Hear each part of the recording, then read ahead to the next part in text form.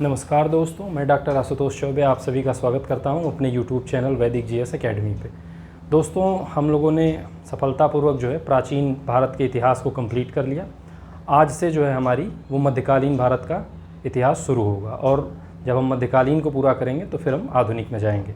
अब देखिए, आज जो हमारा पहला चैप्टर है मध्यकाल का, वो है मध्यकालीन भारत के इतिहास जानने के स्रोत। तो देखिए, मध्यकाल के इतिहास जानने के बहुत सारे स्रोत हैं, पुरातात्विक और साहित्यिक, लेकिन इस समय आके जो पुरातात्विक स्रोत हैं उनकी महत्ता थोड़ी कम रहती है।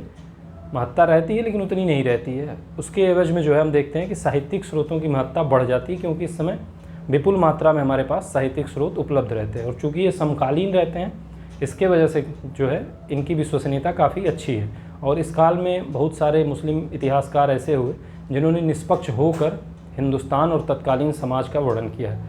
तो काफ़ी महत्वपूर्ण है साहित्यिक स्रोत। तो आइए इनको हम क्रम से देखते हैं और इन स्रोतों में क्या प्रमुख बातें हुई हैं जो एग्ज़ाम के पॉइंट ऑफ व्यू से ज़रूरी हैं, वो चीज़ें हम यहाँ पे देखते हैं।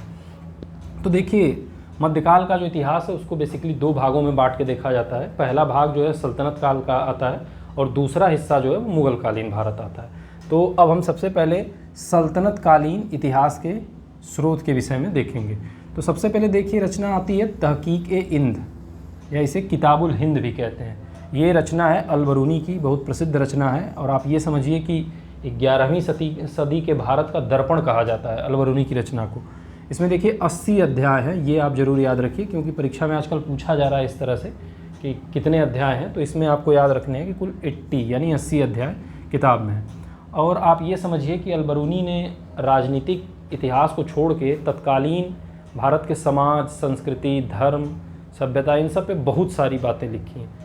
तो बहुत ही महत्वपूर्ण रचना है अल-बरूनी की ये। अब ये देखिए, भाषा की बात की जाए तो ये अरबी भाषा में लिखी गई थी, लेकिन इसका अंग्रेजी अनुवाद जो है वो एडवर्ड सचाऊ या एडवर्ड साची कहा जाता है, उन्होंने किया था। और इसका हिंदी अनुवाद जो है वो रजनीकांत शर्मा द्वारा किया गया था। एक चीज़ और है कि यहाँ बस मैं आपको एक इंट्रोडक्टरी लेक्चर के तौर पे बता रहा हूँ, ताकि आप ये जान लें कि सोर्स क्या है। और जब चैप्टर में हम आगे चलेंगे और इन स्रोतों की चर्चा या इन पुस्तकों की चर्चा आएगी तो वहाँ विस्तार पूर्वक भी हम इनकी चर्चा करेंगे। यहाँ आपको क्या है कि एक आउटलाइन आपको क्लियर हो जानी चाहिए कि जब हम मध्यकाल का अध्ययन कर रहे होते हैं तो हमारे पास कौन कौन से प्रमुख स्रोत हैं और उन स्रोतों की महत्ता क्या है, ये जानने के लिए ये चैप्टर आपका है। और परीक्षा में सीधे इन बुक्स के बारे में या इन लिटरेरी रिसोर्स के बारे में आपसे पूछा जाता है और उनके लेखक के बारे में पूछ दिया जाता है, तो इसलिए ये ज़रूरी है। अब देखिए, एक दूसरी रचना है ताज-उल-मासिर। इसके जो लेखक हैं वो हैं हसन निजामी, और इसे जो है ये ताज-उल-मासिर दिल्ली सल्तनत का प्रथम राजकीय इतिहास कहा जाता है, ताज-उल-मासिर को। अब इसके बाद दूसरी रचना है तबकात-ए-नासिरी। ये जो है मिनहाजुद्दीन सिराज, एक बहुत प्रसिद्ध इतिहासकार रहते हैं सल्तनत काल में, उनकी रचना है। और इसमें देखिए व्यापारिक चौकियों की चर्चा की गई है और किस तरह से चुंगी घर को दोगाना कहा जाता था उसका भी इसमें उल्लेख मिलता है।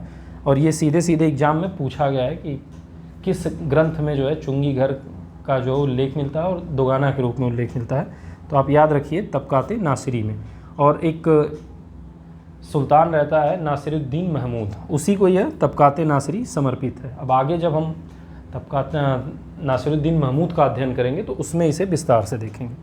अब देखिए, एक प्रसिद्ध इतिहासकार, रचनाकार, संगीतकार, जो कुछ भी आप कहना चाहते हो कह सकते हो। और बहुत ही आप कहिए कि सल्तनत काल में मुझे अगर बहुत किसी का व्यक्तित्व बहुत अच्छा लगता है तो वो अमीर खुसरो का है। और अगर आप इनको पढ़ेंगे और इनके बारे में जानेंगे तो शायद आपको भी बहुत मज़ा आएगा। बहुत ही उम्दा किस्म के ये विद्वान थे और व्यक्ति भी थे।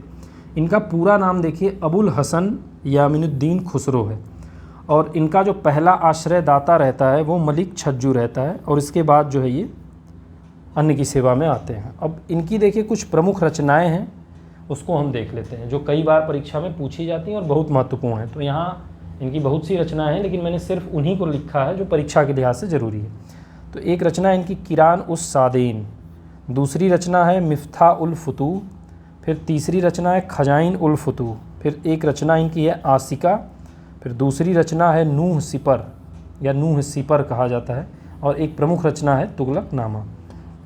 जब हम आगे बढ़ेंगे तब इसके बारे में और डिटेल में जानेंगे। इसके बाद देखिए एक प्रमुख रचना है तारीख़ फिरोज शाही, और ये जियाउद्दीन बर्नी की रचना है। अब आप ये जानिए कि एक इतिहासकार के तौर पे बर्नी की जो रचना है बहुत महत्वपूर्ण रचना है, और बर्नी जो है क्रिटिकल अप्रोच रखता है सल्तनत काल को लेके, और सल्तनत कालीन अर्थव्यवस्था की जो जानकारी है ये बहुत ही अच्छी जानकारी देता है बर्नी।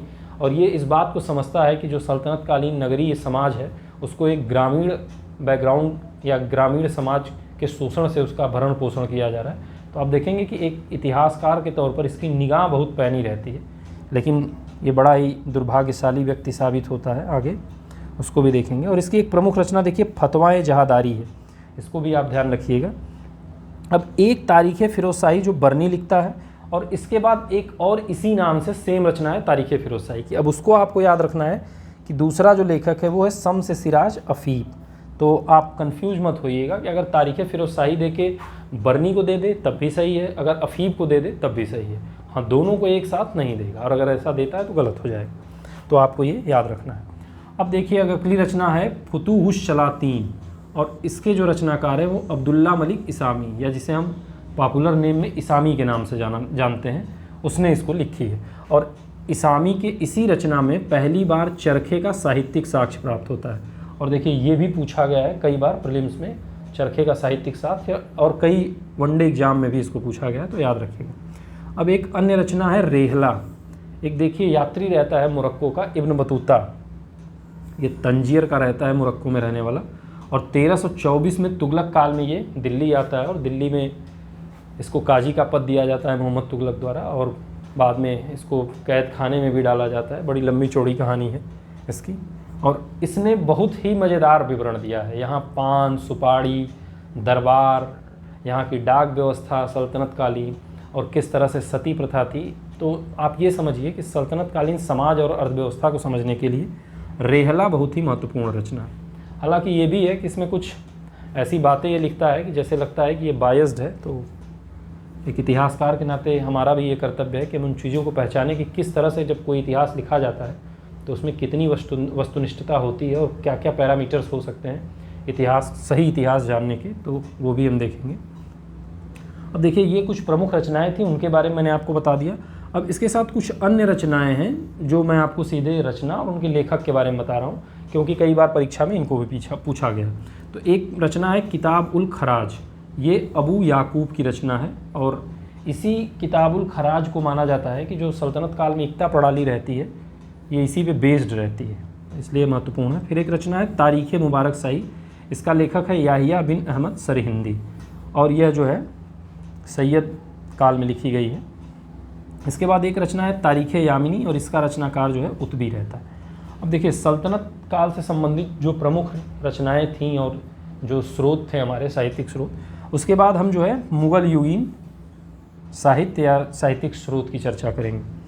तो देखिए यहाँ मैंने क्रम से लिख रखे हैं, बाबर से लेके आप जहाँ औरंगजेब तक जाएंगे उसको मैंने लिख रखा है। तो ये उसी सीक्वेंस को मैं फॉलो करते हुए चलूँगा, आप समझते जाइए, और किस तरह से किस बादशाह के शासनकाल में क्या लिखा गया उसके। तो सबसे पहले देखिए तुजुक ए बाबरी या बाबरनामा, ये बाबर की अपनी आत्मकथा है जो स्वयं बाबर ने लिखी है, और ये तुर्की भाषा में लिखी गई। देखिए कई बार इसको ये भी पूछा गया है कि किस भाषा में रचित है, तो कई बार हम लोग फारसी और अरबी को लेकर कन्फ्यूज हो जाते हैं, तो इसको याद रखिएगा कि ये तुर्की में लिखी गई। और इसका फारसी अनुवाद जो है अकबर के समय में अब्दुल रहीम खाना ने किया था। बहुत बार इसका अनुवाद हुआ है, उसकी भी चर्चा मैं आपको करूँगा, लेकिन आप यहाँ एक आउटलाइन समझ लीजिए। फिर एक रचना है तारीख़ रसीदी, ये मिर्ज़ा हैदर दोगलत की रचना है। और अब आप समझिए कि बाबर और हुमायूं के समय की बहुत सारी घटनाओं का आंखों देखा वर्णन है। ये हुमायूं का चचेरा भाई लगता था मिर्ज़ा हैदर दोगलत, बाद में कश्मीर का शासक बनता है, और हुमायूं जब निर्वासित होता है हिंदुस्तान से तो ये भी कुछ समय के लिए हुमायूं को शरण देता है, और फिर हुमायूं को बादशाह घोषित करता है, और यहाँ से भी हुमायूं को काफ़ी मदद मिलती है मिर्ज़ा हैदर दोगलत से भी। फिर एक रचना है कानून हुमायूनी या कानून हुमायूं, इसका जो रचनाकार है वो ख्वांद मीर है, और ये हुमायूं के समय की प्रसिद्ध रचना है। फिर एक प्रसिद्ध रचना हुमायूंनामा है, और इसकी रचना हुमायूं की बहन गुलबदन बेगम ने किया था, और ये हिंदाल की सगी बहन रहती है, ये भी आप याद रखिएगा। फिर एक रचना है तारीख़ शेरशाही, ये देखिए अकबर के कहने पर अब्बास खां शेरवानी, ये बेसिकली आप देखेंगे कि शेरशाह के समय का जो इतिहास रहता है उसको जानने के लिए अकबर ने आग्रह किया अब्बास खां शेरवानी से। तो उसके आग्रह पे अब्बास खां शेरवानी ने तारीख़ शेरशाही की रचना की है और शेरशाह के जीवन से और उसके शासन प्रशासन से जुड़ी बहुत ही महत्वपूर्ण घटनाओं का विवरण इसमें मिलता है। फिर एक रचना है तबकाते अकबरी, इसका रचनाकार देखिए निजामुद्दीन अहमद है। अब उसके बाद एक प्रमुख रचना है, ये देखिए अकबर के काल की रचना है। फिर एक रचना है मुंतखब उल तवारीख और इसका रचनाकार अब्दुल कादिर बदायूनी रहता है। और आप ये जानिए कि जो बदायूनी रहता है वो अकबर का घोर आलोचक रहता है। बदायूनी एक कट्टर सुन्नी मुसलमान रहता है और अकबर के धर्मनिरपेक्ष कार्यों से इसको बहुत दिक्कत होती है। लेकिन एक चीज़ और अच्छी है, देखिए कि अगर अकबर के टाइम में अगर उसके कुछ विरोधी भी रहते हैं तो उन्होंने अपने अप्रोच से इतिहास को लिखा, मध्यकालीन इतिहास को अपने अप्रोच से लिखा। तो हमें ऐसा नहीं कि सिर्फ दरबारी इतिहास ही देखने को मिल रहा है। इसका सबसे बड़ा लाभ हमें ये होता है कि हम दोनों इतिहास में या उस समाज में दोनों पक्षों को देख सकते हैं ऐसी रचनाओं से और तुलना करके एक वास्तविक इतिहास क्या है या वास्तविक स्थिति क्या होती है उस समाज की, उसे जानने के लिए इस तरह की रचनाएं बहुत महत्वपूर्ण मानी जाती हैं। बहुत अच्छी रचना है ये, इसमें अकबर की खूब आलोचना की गई है। उसके बाद देखिए एक प्रमुख रचना है अकबर काल की अकबरनामा और ये 3 भागों में बटी हुई है और इसका जो लेखक है वो अबुल फजल है और इसका जो तीसरा भाग है उसी को हम आईने अकबरी कहते हैं। अब आप समझिए कि अकबर कालीन आर्थिक व्यवस्था की जानकारी के लिए ये बहुत ही महत्वपूर्ण है। अब आप समझिए कि इसको मोरलैंड इसकी बहुत प्रशंसा करता है कि सांख्यिकी मामलों में इतनी अच्छी रचना जो है मुग़ल काल में देखने को नहीं मिलती। उसके बाद एक रचना है देखिए तुजुक ए जहांगीरी और ये जहांगीर की आत्मकथा है अपनी और स्वयं जहांगीर द्वारा लिखी गई और ये फ़ारसी में लिखी गई। हमने देखा कि बाबरनामा जो है तुर्की में लिखी गई थी और तुजुक ए जहांगीरी जो है वो फ़ारसी में लिखी गई। फिर जहांगीर के समय की एक प्रमुख रचना इकबालनामा ए जहांगीरी है और इसकी रचना जो है मोतमिद खान द्वारा की गई थी। अब अगली रचना हम देखते हैं कि पादशाहनामा है और ये देखिए शाहजहाँ के काल में लिखा गया है और पादशाहनामा को 3 लोगों ने मिल के लिखा है। तो पहला नाम जो है वो मोहम्मद अमीन कजवीनी का है, दूसरा अब्दुल हमीद का है, अब्दुल हमीद लाहौरी का और तीसरा मोहम्मद वारिस का है। तो इन तीनों लोगों ने मिलकर पादशाहनामा को कंप्लीट किया और ये शाहजहाँ के समय के इतिहास को जानने का महत्वपूर्ण स्रोत है।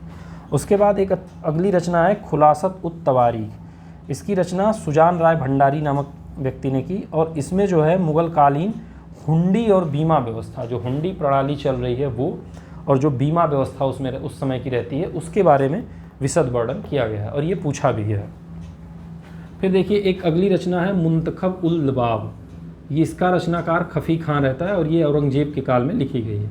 फिर औरंगजेब के ही काल में दूसरी रचना है फुतूहात आलमगिरी और इसका रचनाकार जो है वो ईश्वरदास नागर रहता है और ये जो रचना है फुतूहात आलमगिरी ये राजस्थान के इतिहास को जानने का विशेष महत्वपूर्ण स्रोत है।